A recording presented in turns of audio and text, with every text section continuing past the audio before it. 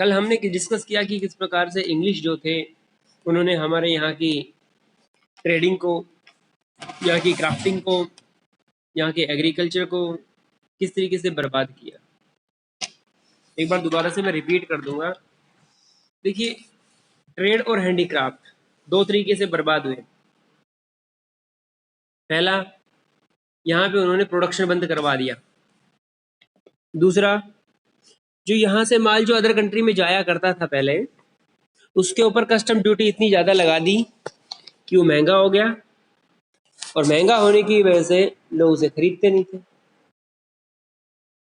दो तो ये तरीके हो गए हमारे यहाँ पे ट्रेड और क्राफ्टिंग को बर्बाद करने के तरीके। मतलब अंग्रेजों ने किस प्रकार से हमारे देश में ट्रेड को बर्बाद किया, उसके रीजन, उसके तरीके बता रहा हूँ आपको।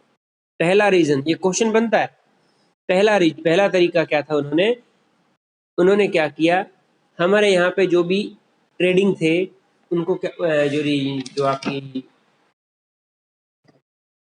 क्या कहते हैं उसे, ट्रेड्स थे, उनको क्या कर दिया, बर्बाद कर दिया, खत्म कर दिया।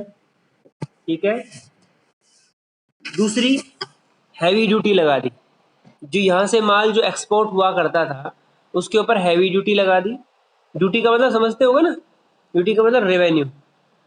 कस्टम ड्यूटी इसे कहते हैं। माल जब बाहर भेजा जाता है, विदेश भेजा जाता है, तो उसके लिए टैक्स लगता है। जो कंट्री भेज रहा है उसको भी लगाता है, जो कंट्री रिसीव कर रहा है वो भी लगाता है। इसलिए विदेशी चीजें महंगी हो जाती हैं। तो ड्यूटी इतनी हैवी लगा दी इंडियन मटेरियल के ऊपर, इंडियन जो मैटर जो आपका जो प्रोडक्ट था उसके ऊपर, कि वो विदेशों में इतना महंगा हो गया कि वो बिक ही नहीं पाया। जब महंगा हो गया तो लोग खरीदेंगे क्यों। तीसरा तरीका उन्होंने क्या किया, उन्होंने जो खुद का जो माल था, खुद का जो मटेरियल था, जो रॉ मटेरियल तो यहाँ से भेजा करते थे वो, और ब्रिटेन के अंदर माल बन के आता था, तो उसके ऊपर बिल्कुल नॉमिनल ड्यूटी लगा दी। ब्रिटेन में ड्यूटी फ्री हो गया, इंडिया में नॉमिनल ड्यूटी, बहुत थोड़ी सी ड्यूटी।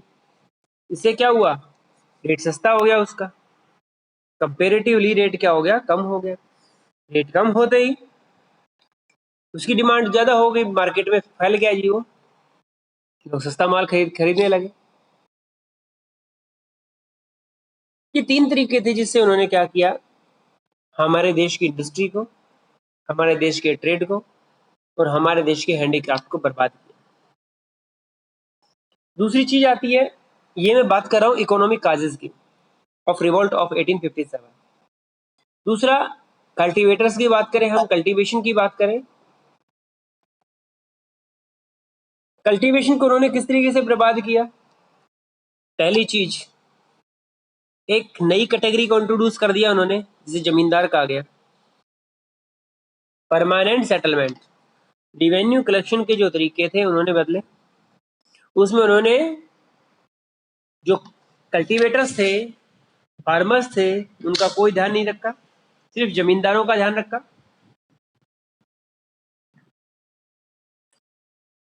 क्योंकि जमींदार एक ऐसा वर्ग हो गया था जो उनको सपोर्ट करता था, ब्रिटिश को।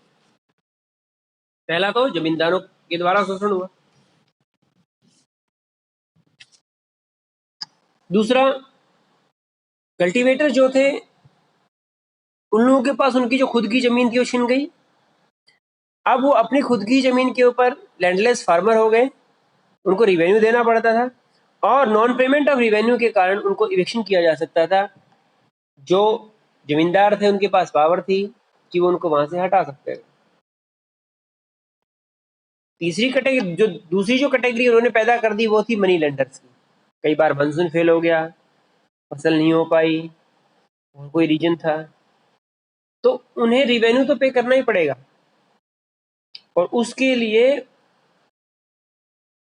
उन्हें मनी लेंडर के पास जाना पड़ता था, और वो हाई रेट्स के ऊपर क्या करते थे, मनी बोरो करते थे।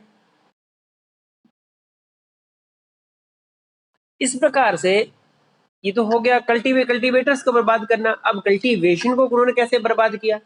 देखो, हमारे देश में सब्सिस्टेंस फार्मिंग होती थी, वीट वगैरह है, ये सब ट्रेडिशनल तरीके से होती थी, लेकिन उन्होंने क्या किया, एग्रीकल्चर का कमर्शलाइजेशन कर दिया। व्यापारीकरण कर दिया।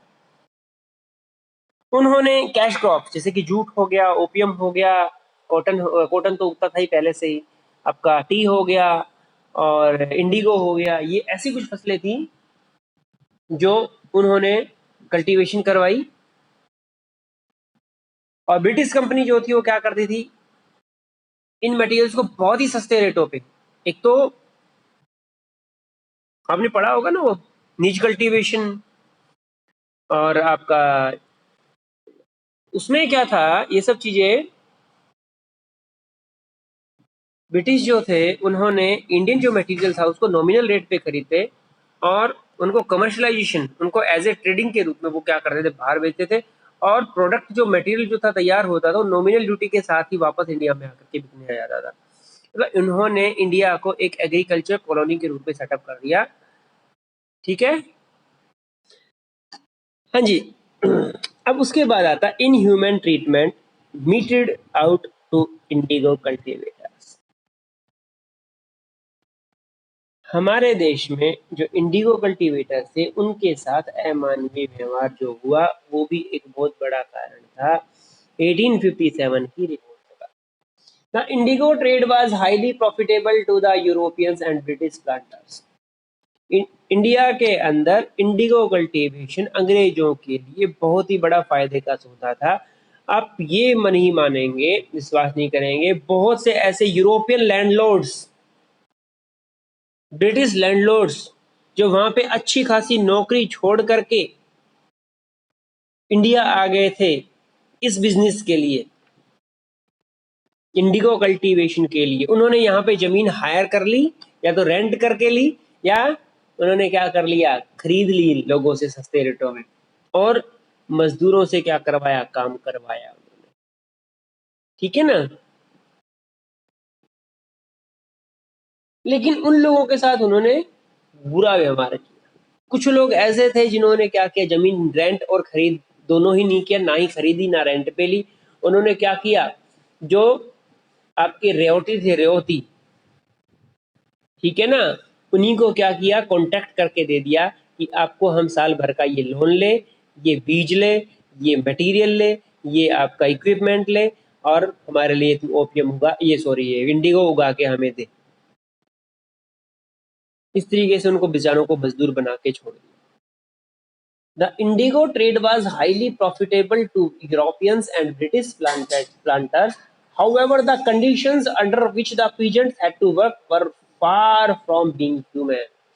लेकिन जिस कंडीशन में इंडिगो कल्टीवेटर्स काम करते थे वो मानवीय कंडीशन तो थी नहीं। This caused wide spread resentment. Resentment का मतलब क्या होता है, नाराजगी। और इस कारण से बहुत ज्यादा नाराजगी लोगों में फैल गई। अभी अगर आपको इंडिगो कल्टीवेशन के बारे में अगर आपको पढ़ना है, अभी तो सारा क्या होगा, इंडिगो आज भी होती है, लेकिन आज इंडिगो जो है वो नेचुरली कम होती है, केमिकल ज़्यादा यूज होते हैं। लेकिन उस वक्त नेचुरली वो उगाई जाती थी। और उस वक्त लोगों के साथ क्या होता था, इवन उनकी हेल्थ के साथ, पहली चीज तो क्या होता है, आपकी जमीन, जमीन की फर्टिलिटी खत्म। दूसरी चीज उनकी हेल्थ, जब उसका कल्टीवेशन करते थे इंडिगो की, जब हार्वेस्टिंग करते थे और जब उसके अंदर पानी में डाल करके उसको सड़ाया जाता था उसको, उस दौरान जो गैसेस वगैरह निकलती थी, कोई सेफ्टी मेजर्स नहीं होते थे, कोई सेफ्टी प्रिकॉशंस नहीं होती थी, बेचारे सांस की बीमारियों से मर जाया करते थे कल्टीवेटर्स।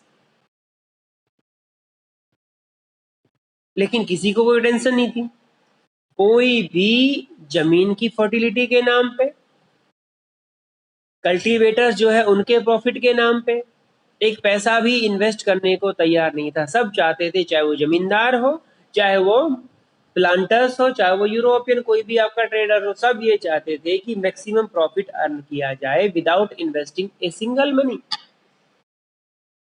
लोगों में गुस्सा तो आना ही था। अगला इकोनॉमिक रीजन था ड्रेन ऑफ वेल्थ। हमारा देश सोने की चिड़िया कहा जाता था। हमारे देश में जो रियासतें जो हुआ करती थी, देश के जो नवाब होते थे, उन लोगों के पास इतना पैसा, इतना धन, इतनी संपदा, इतना सोना था, लेकिन धीरे धीरे करके उन लोगों ने, ब्रिटिश ने सारा का सारा धन कहाँ भेजना स्टार्ट कर दिया? ब्रिटिश के अंदर। बेचारे नवाब जो थे, बेचारे जो जो आपस में लड़ा करते थे, जो शाही नवाब हुआ करते थे, शाही राजा हुआ करते थे, आज वो सिर्फ पेंशनर बन के रह गए थे। किन्हीं को मार दिया गया, किन्हीं को गिरफ्तार करवा दिया, किन्हीं को बाहर भेज दिया, किन्हीं को पेंशनर बना दिया।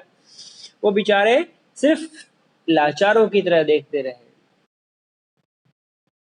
अब कौन कौन से ऐसे तरीके थे जिनसे वो इंडिया की जो वेल्थ थी उसको ब्रिटेन भेज रहे थे? वो तरीके हम पिछले चैप्टर में पढ़ चुके हैं, आई थिंक आपको याद होगा। तो इससे भी क्या हुआ, लोगों को लगा कि इस तरीके तो हमारा देश बर्बाद हो जाएगा। हमारे देश के जो रिफॉर्मर्स थे, सोशियोलॉजिस्ट थे, और जो कहते हैं ना क्रांतिकारी जो लोग थे, उन लोगों के दिमाग में चीज आई कि हमें इसका विरोध करना चाहिए, एक मास गैदरिंग करनी चाहिए, लोगों को बीच में कॉमन एक कॉमन व्यू पैदा होना चाहिए इस चीज के प्रति कि हमें अंग्रेजों को यहाँ से उखाड़ना है। और उसका रिजल्ट क्या निकला? Revolt of 1857। लेकिन ये फेल हो गया। जिस तरीके से ये पूरे कंट्री वाइड ये फैला, लेकिन ये फेल हो गया। क्यों हो गया उसके पीछे हम लोग पढ़ेंगे बाद में, इसकी असफलता के क्या कारण थे। लेकिन फिर भी ये काफ़ी हद तक सफल भी रहा। इसने बहुत सी चीज़ें ऐसी कर दी जो हमारे देश में काफ़ी बदलाव करके गई है। तो उसके बारे में हम लोग कल डिस्कस करेंगे। पॉलिटिकल काजेज, मिलिट्री काजेज और आपके इमीडिएट काजेज, ये तीन काजेज जो है वो हम कल डिस्कस करेंगे। ठीक है।